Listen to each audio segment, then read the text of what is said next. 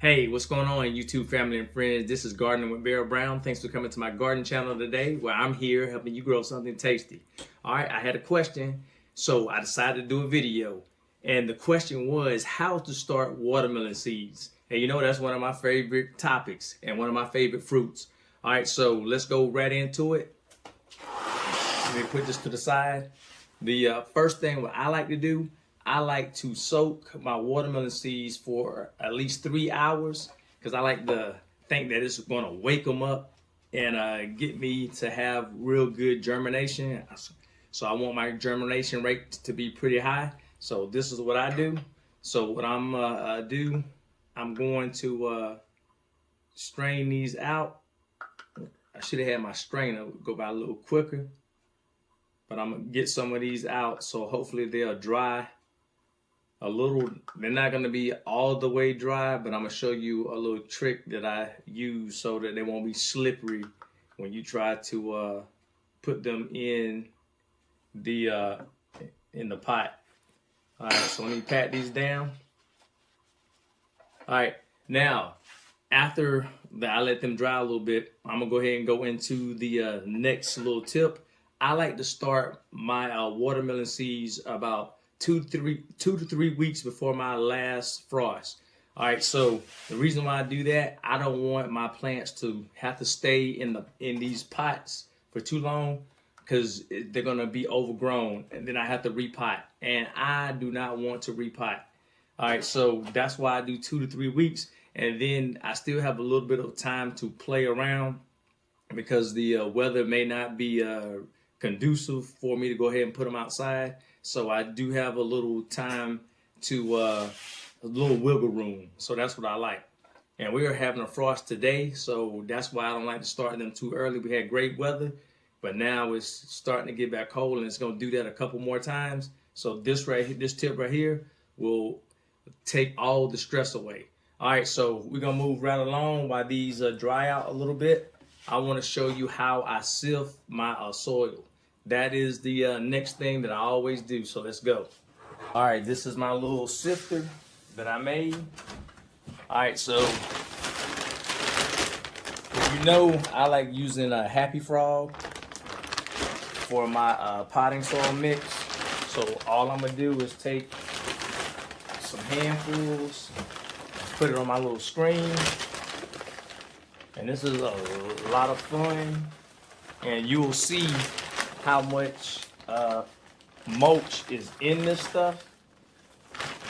So, and I like to do this to increase, I like to do this to increase my germination rate, and all I have to do is just rub it back and forth, just like that. And the mulch is gonna stay on the top of the screen. Now you may have some little pieces go in the box, but the real big chunks are gonna be over on top. All right, so I'm gonna go ahead and show you because I've already started this a little bit. Now look at all this. Now your the watermelon seeds, they probably will still be able to push through some of that, but with all my other seeds, my smaller seeds, I just got in the habit of going ahead and using this screen so I can get all the big chunks out the way.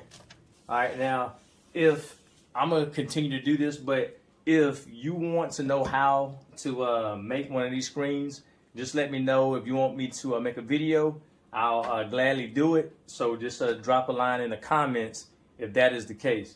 All right, so what I'm gonna do, I'm gonna finish this up, and then I'll start potting this up, and then we'll go to the next step. So I'll see you shortly. All right, I already got all my loose potting mix. So all I'm gonna do is just scoop it up, and you wanna pack it down. So you don't want to have any real big air gaps in it. So then I'll go ahead and show you one more time. So I won't bore you with me packing all the soil. All right, so all I do is pack it in, push it down with my fingers, Make sure it is nice and compact, because you don't want air gaps in between it. All right, I'll do one more. All right, so just pack it down. Make sure it doesn't have any space, like I said.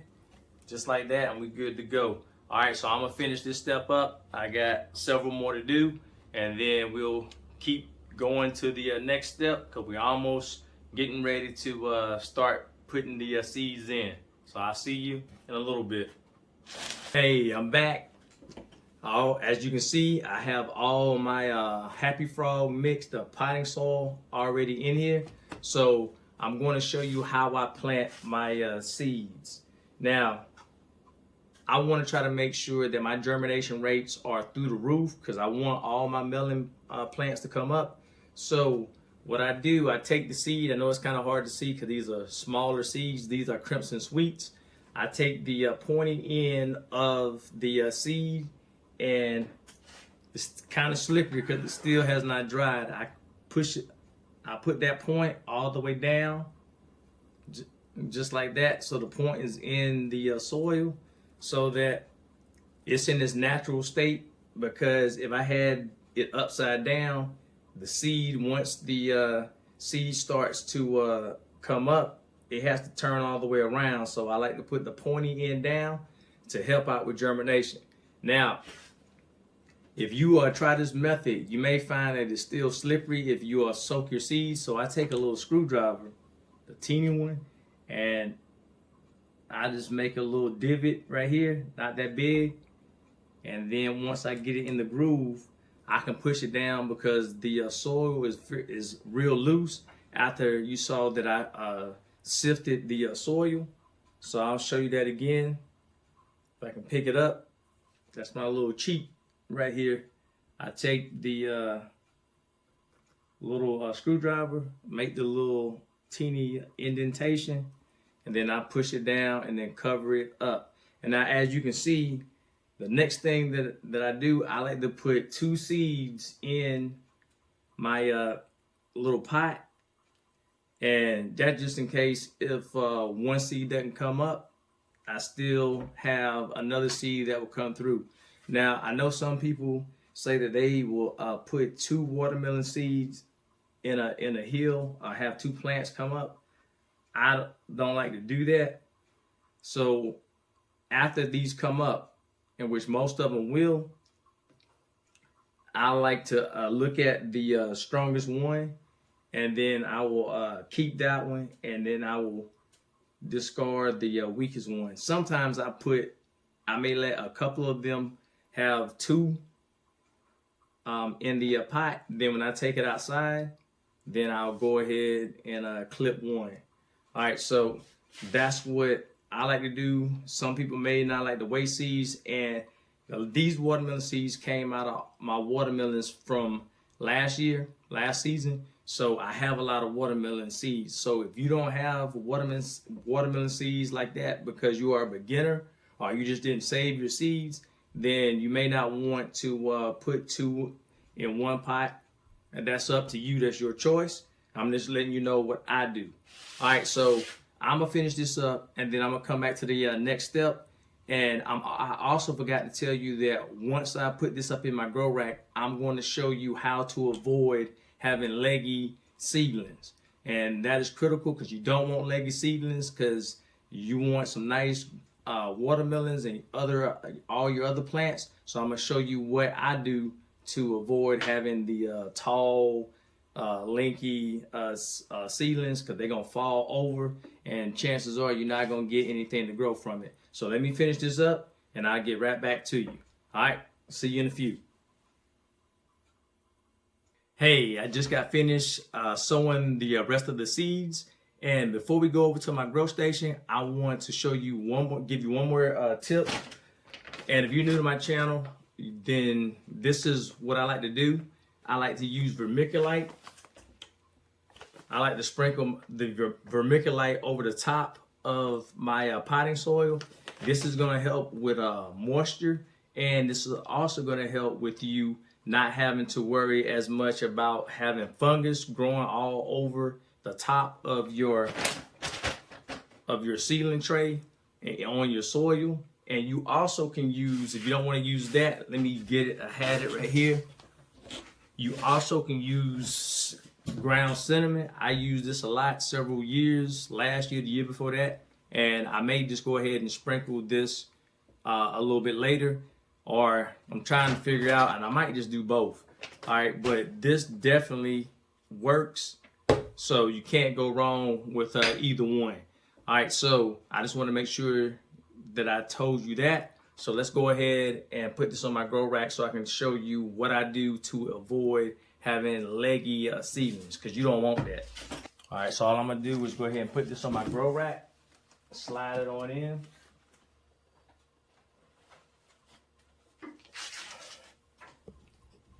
All right, so now I don't have to have the light on, so I may move my seedlings that are already coming up.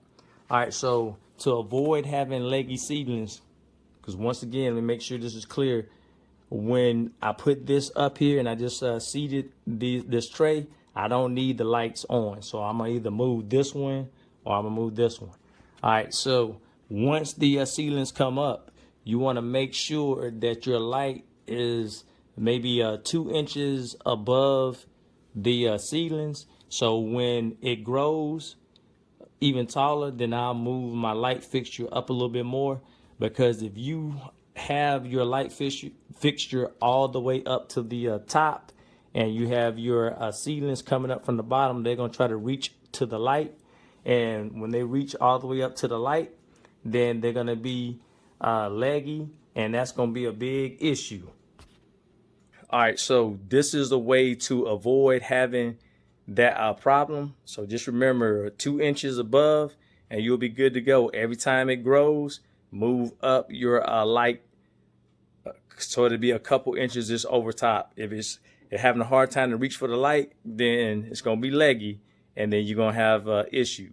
All right, so these are the tips for getting your watermelon seeds in and getting ready for the upcoming season, so that we can have some nice backyard watermelon. All right, so these tips will help you, and I look forward to seeing and hearing from you about how successful you are this year. All right, so have a good night, and just remember to keep growing something tasty. All right, bye.